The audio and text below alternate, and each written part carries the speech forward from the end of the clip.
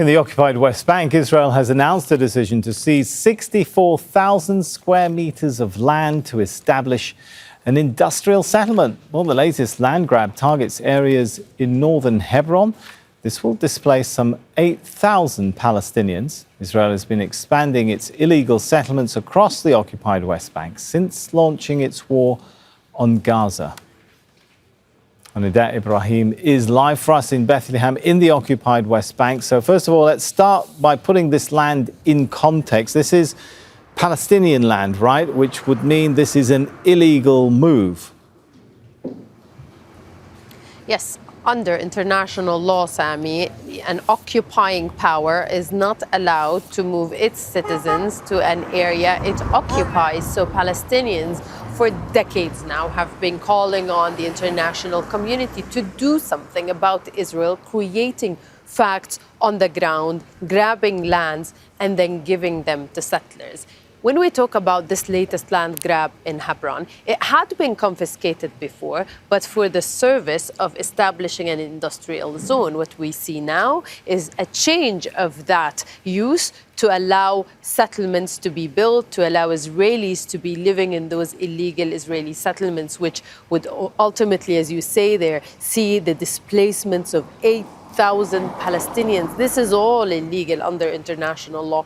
And since the war began, we've seen Israel confiscating more and more lands. And many Palestinians would tell you that these confiscations happen in different ways. Sometimes they say this is a natural reserve, a closed military zone, a seam zone that is close to the Israeli barrier. But we soon see those areas turn into illegal Israeli settlements. And this is what Palestinians believe has been the goal ultimately, to grab as much land as possible, as little as Palestinians as possible, for the benefit of settlers and at the expense of the Palestinians.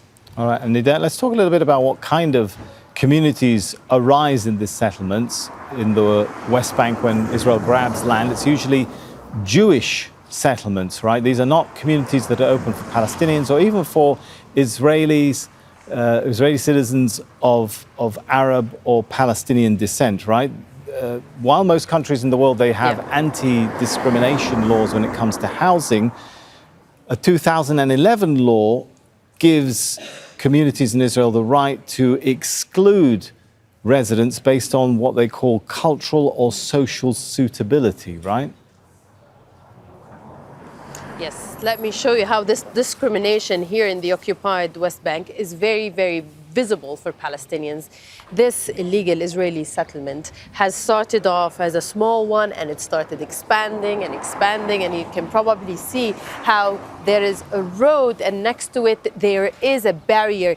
These areas are off limits for Palestinians. So when we talk about the discrimination when it comes to housing, not only are Palestinians not allowed to be living in those illegal Israeli settlements, they're not allowed to approach it even.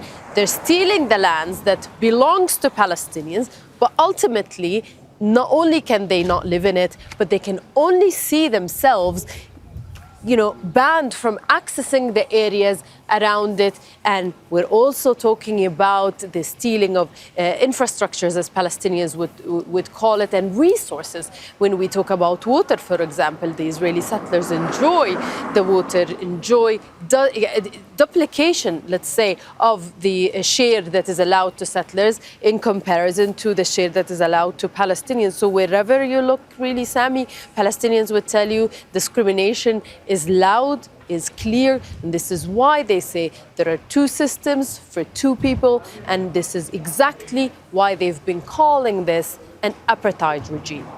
All right, thanks so much. Nida Ibrahim there. Make sure to subscribe to our channel to get the latest news from Al Jazeera.